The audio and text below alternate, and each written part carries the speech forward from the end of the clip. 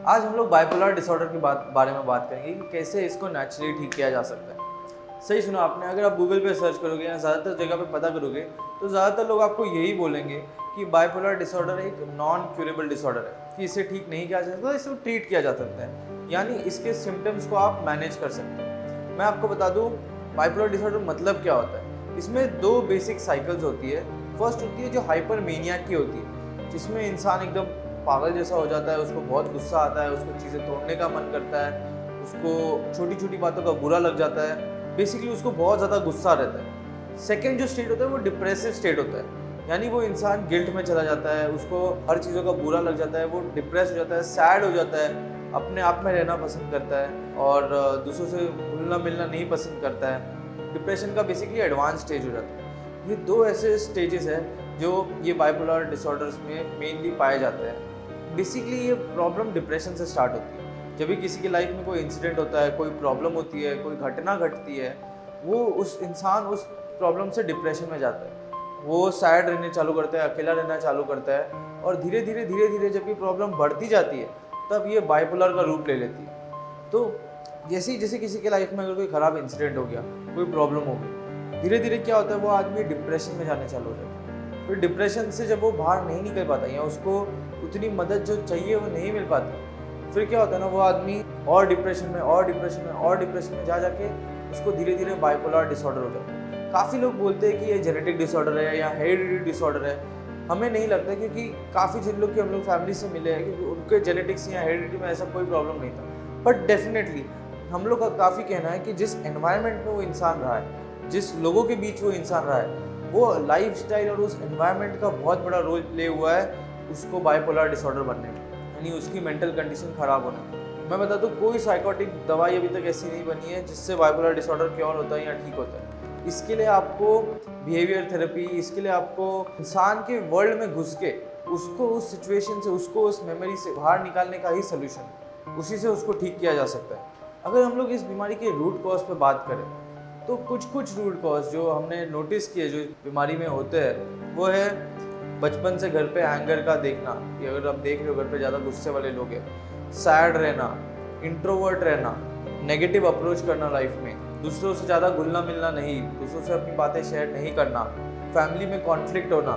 अगर आपके साथ सेक्सुअल हरासमेंट हुआ है या पेशेंट के साथ सेक्सुअल हरासमेंट हुआ है बचपन में, फिजिकल अब्यूज़ हुआ है यानी उसको मारा पीटा गया है, लोगों पे लैक ऑफ ट्रस्ट रहना, आपकी लाइफ में खुद पे कॉन्फिडेंस नहीं रहना, ऐसे 300 से ज़्यादा चीज़ें होती है। Lack of trust, more suspicion, ऐसे 300 से ज़्यादा नेगेटिव क्वालिटीज़ है। जब एक इंसान के अंदर बढ़ जाती है तब ये बीमारी आने की प्रोबेबिलिटी बहुत ज़्यादा हो जाती है। ऐसे ही एक 50 पॉजिटिव क्वालिटीज़ है जो ऐसे लोगों में लैकिंग रहती है, जैसे कि love, connection, positive thinking, confidence. इसके लिए हमने एक माइंड मैपिंग टेस्ट बनाया है जो आप हमारी वेबसाइट पे जाके ले सकते हो, kailashmantri.net। यहाँ पे एग्जैक्टली आपको पता चलेगा कि क्या प्रॉब्लम की वजह से या क्या चीज़ों पे काम करेंगे तो ये बीमारी ठीक होगी। अभी मैं बाइपोलर डिसऑर्डर के बारे में आपको थोड़ा और बताता हूँ। इसमें ना 4 वीक्स का हाइपर स्टेज रहता है, जिसमें यूफोरिक स्टेज रहता है, जिसमें इंसान को लगता है वो कुछ भी कर सकता है, वो सुपरमैन है, हीरो है। उसी के बाद आता है 8 वीक का डिप्रेसिव स्टेट, जिसमें वो ज़्यादा डिप्रेशन में चला जाता है और मेनिया हो जाता है, और ये साइकिल चलता रहता है। इसकी दवाइयाँ देते हैं लोगों को ताकि उनके मूड्स बैलेंस कर सकें। ज़्यादातर लोगों को लगता है ये, यहाँ डॉक्टर, साइंटिस्ट, गूगल, वहाँ पर सब इन्फॉर्मेशन दी है कि ये एक केमिकल इम्बैलेंस है। हम लोग मानते हैं कि ये एक इमोशनल इम्बैलेंस है, कि लोगों के इमोशनल स्टेट्स इतने ख़राब हो गए कि वो एक डिसऑर्डर में ट्रांसफॉर्म हो गया। हम चाहते हैं कि वो अपनी लाइफ खुद के दम पे जी सके। ज़्यादातर लोगों को, डॉक्टर्स को, गूगल में सब जगह ये इन्फॉर्मेशन है कि ये एक केमिकल इम्बैलेंस है।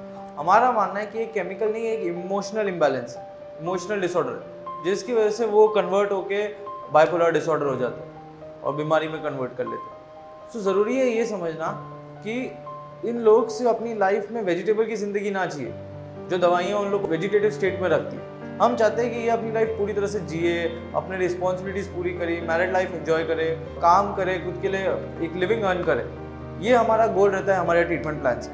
अगर टाइप 1 का बाइपोलर है या एकदम लो लेवल का बाइपोलर है तो उसको 1 महीने में भी ठीक किया जा सकता है। लेकिन अगर उसका स्टेट ख़राब हुआ है, वो 10, 15, 20 साल से दवाइयाँ खा रहा है, ये इसी स्टेट में है, तो इन ऐसे लोगों के ट्रीटमेंट में बहुत टाइम लगता है, 1 साल 2 साल 3 साल कितना भी लग सकता है। काफ़ी लोगों को हमें लाइफ टाइम ट्रीटमेंट प्लान भी देना पड़ता है, वो हमारे इन्वायरमेंट में रहे, हमारे साथ ही पॉजिटिव इन्वायरमेंट में रहे, ताकि जितना भी उसको टाइम लगे वो ठीक हो पाए। बाइपोलर डिसऑर्डर में हम लोग एक बहुत ही अच्छा एग्जांपल देते हैं कि एक फैमिली में एक आदमी, फैमिली वालों को लगा वो मर गया है, तो डॉक्टर के पास जाके आते हैं, तो डॉक्टर ने कंफर्म कर दिया कि वो मर गए। फिर वो आदमी उठ के बोलता है, अरे मैं मरा नहीं हूँ, मैं जिंदा हूँ। फैमिली मेंबर बोलते हैं, अरे तू सो जा, तेरे को कोई अक्ल नहीं है, डॉक्टर बोल रहा ना तू मरा हुआ है, तो तू मरा हुआ है। ऐसे बाइपोलर डिसऑर्डर के केस में होता है कि लोग पेशेंट की बात सुनना ही नहीं चाहते, लोग सिर्फ डॉक्टर की बात सुनना चाहते हैं, और वो फिर केस को, उस इंसान को और डैमेज कर देता है। ओके, तो बहुत ज़रूरी है ये समझना कि सही में पेशेंट को क्या चाहिए, उसकी क्या नीड्स है। और ये ढूंढना मुश्किल होता है क्योंकि कभी पेशेंट कुछ बोलता है, उसके अंदर की दबी हुई फीलिंग्स क्या होती है, इमोशनल स्टेट्स क्या होते हैं, वो सब बाहर आने ज़रूरी है। इसमें जानना ये बहुत ज़रूरी है कि ये एक इमोशनल डिसऑर्डर है। जब पेरेंट्स लोगों की बात नहीं सुनते, कभी कभी सिंगल पेरेंट्स होते हैं, कभी कभी लोगों के सिचुएशंस ऐसे होते हैं कि जब बच्चा बड़ा होता है तो उसको ऐसे ट्रॉमेटाइज्ड सिचुएशन से जाना पड़ता है जो उसके दिमाग में चीज़ें बैठ जाती है। इनको ठीक करने में डेफिनेटली टाइम लिया जा सकता है, पर ये ठीक होते हैं, नेचुरली ठीक होते हैं। ये कोई फिजिकल बीमारी नहीं है, यानी आपके हार्डवेयर में कोई प्रॉब्लम नहीं है, आपके सॉफ्टवेयर में प्रॉब्लम है। ओके, और दवाइयाँ सॉफ्टवेयर तक नहीं जा सकती, दवाइयाँ आपकी बॉडी में चेंजेस ला सकती है, बट ये आपकी थिंकिंग का प्रॉब्लम है। ये आपके जैसे आपको MRI कराओ, कोई स्कैन कराओ, तो आपकी कोई स्कैन में दिखेगा नहीं कि हाँ चलो आपका ब्रेन डैमेज है, इसको खोल के रिपेयर कर दो और आप ठीक हो जाओ। जब फिजिकल प्रॉब्लम नहीं है तो फिजिकल चीज़ें उसमें डाल के, आपकी बॉडी में डाल के उसको और डैमेज करके कोई फ़ायदा नहीं। डेफिनेटली थोड़े टाइम तक हेल्प लेनी पड़ती है दवाइयों की कि आपका मूड स्टेबलाइज रहे, लेकिन फिर एक टाइम भी आता है कि आप उनसे बाहर आ सकें और नेचुरली अपनी हेल्थ अच्छी कर सकें। तो ज़रूर आप हमसे कांटेक्ट करिए, हमें हमारे नीचे दिए हुए नंबर पर कॉल करिए, हमसे कंसल्टेशन बुक करिए, ताकि हम लोग आपको हेल्प करें इस बीमारी से नेचुरली ठीक होने की। ओके, इसी के साथ हम लोग आज का वीडियो एंड करते हैं। साइनिंग ऑफ, सागर।